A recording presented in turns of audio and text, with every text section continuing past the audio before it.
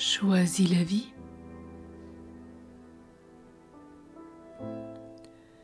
Pardon pour les étiquettes que j'ai mises sur toi.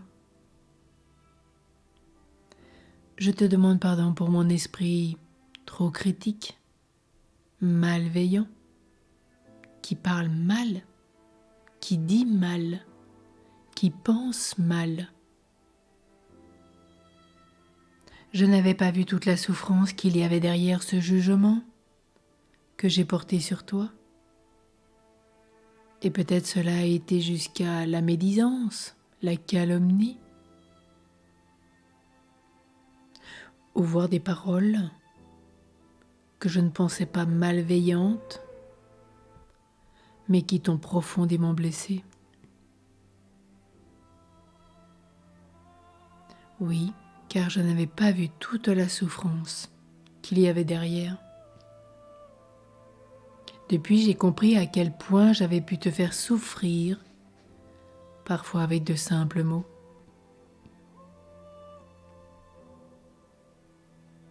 Et peut-être que j'ai connu la séparation, le divorce, où j'ai été tout près de le vivre. Et cette épreuve a ouvert en moi la compassion pour toi qui as vécu les mêmes choses. Comme toi, j'ai beaucoup lutté. J'ai peut-être tenté de retenir mon conjoint par le chantage, les menaces. Moi aussi, j'ai connu la honte, la violence, le désespoir. Mais aujourd'hui, j'accepte. Dieu sait quelle a été ma souffrance. Il l'a transformée en vocation, en grâce. Je suis devenue capable de te comprendre sans te juger, de te regarder là où tu en es. Même si ce soir, tu seras peut-être retombé dans certains travers, je n'ai pas à te juger. Peut-être que tu fumes 5 paquets de cigarettes par jour, que tu bois un peu trop, que tu te prostitues, que tu as des liaisons déréglées, des pratiques qui ne sont pas en relation avec la foi. Et pour cela, je n'ai pas à juger, car je ne connais pas ton histoire.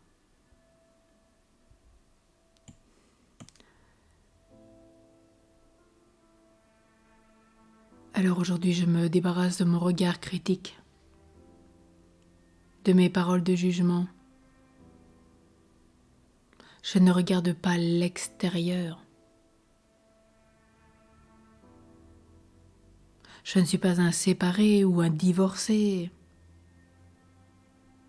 Ou pour moi, tu ne seras jamais une séparée, un divorcé ou une divorcée. Et peut-être que j'ai connu ce passage que je ne désirais pas, et cela m'a enrichi. Peut-être que tu as quitté la vie religieuse, et au lieu de te blâmer, aujourd'hui je dois t'aider à t'encourager, à te relever, car je ne sais pas ce que tu as vécu au sein de cette communauté.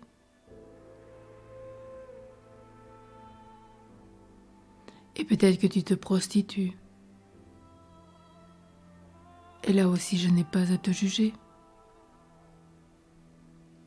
Car souvent, il y a un passé douloureux, très lourd. Demandons à Marie-Madeleine quelle est chacun, chacune. Et que petit à petit, tu puisses sortir de cette impasse qui est éprouvante, qui est destructrice.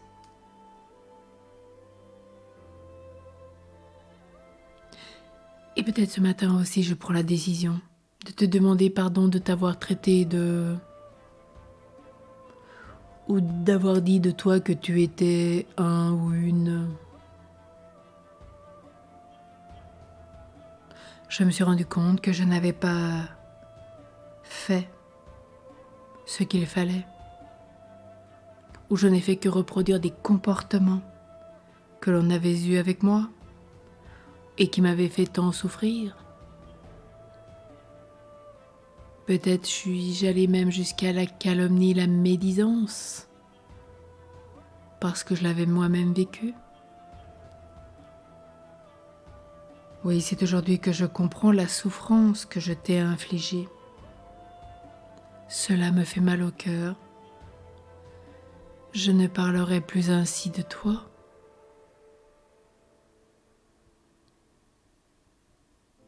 Oui, regardons bien. C'est à la fin d'une vie, ou le jour de l'enterrement, quand on relit la vie d'une personne. Parfois on prend bien conscience que nous ne savions rien de cette personne. Et nous n'avons fait que regarder l'extériorité.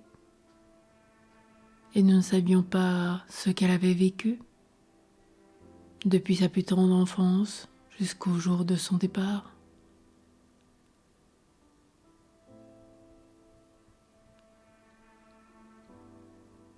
Alors parlons, prions, faisons silence et sachons élever. Soyons des êtres de bénédiction. Jésus passait en faisant le bien. Jésus ne faisait pas du bien, il faisait le bien. Et Jésus parlait toujours bien. Oui, bénédiction. Alors aujourd'hui, je choisis la vie. Je choisis le bonheur. Je choisis la bénédiction pour moi-même et pour tous ceux qui m'entourent.